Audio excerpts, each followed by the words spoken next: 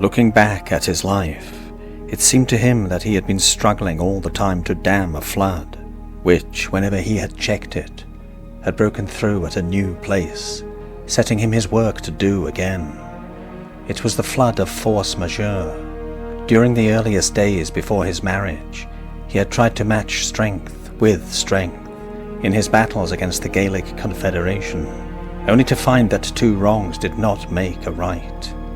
He had crushed the feudal dream of war successfully.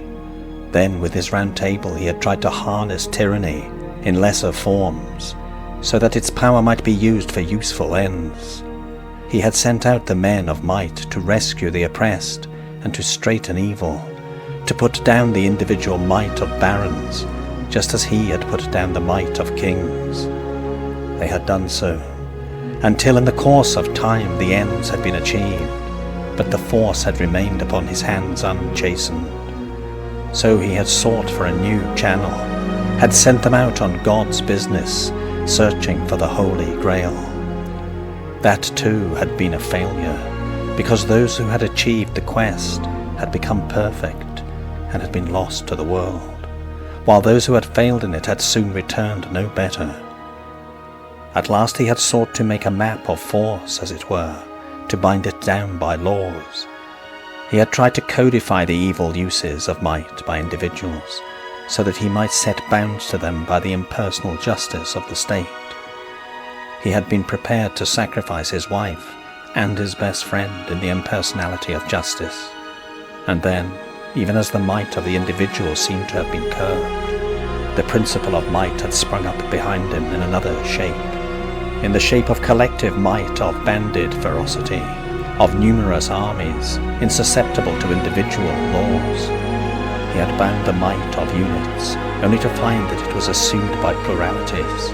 He had conquered murder to be faced with war, and there were no laws for that. The wars of his early days, those against Lot and the dictator of Rome, had been battles to upset the feudal convention of warfare as fox hunting, or as gambling for ransom.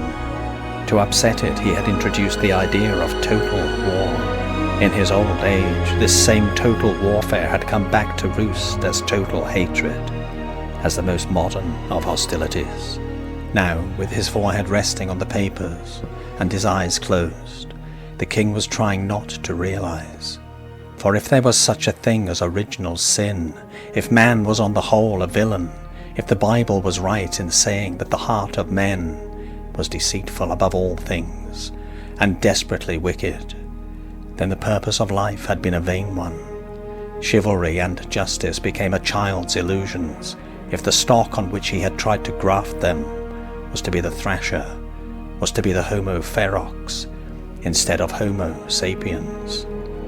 Behind this thought there was a worse one, with which he dared not grapple. Perhaps man was neither good nor bad, was only a machine in an insensate universe, his courage no more than a reflex to danger, like the automatic jump at the pinprick. Perhaps there were no virtues, unless jumping at pinpricks was a virtue, and humanity only a mechanical donkey led by the iron carrot of love through the pointless treadmill of reproduction. Perhaps might was a law of nature, needed to keep the survivors fit, perhaps he himself. But he could challenge it no further. He felt as if there was something atrophied between his eyes, where the base of his nose grew into the skull. He could not sleep. He had bad dreams. Tomorrow was the final battle. Meanwhile there were all these papers to read and to sign, but he could neither read nor sign them. He could not lift his head from the desk. Why did men fight? The old man had always been a dutiful thinker, never an inspired one. Now his exhausted brain slipped into its accustomed circles, the withered paths like those of the donkey in the treadmill, round which he had plodded many thousand times in vain.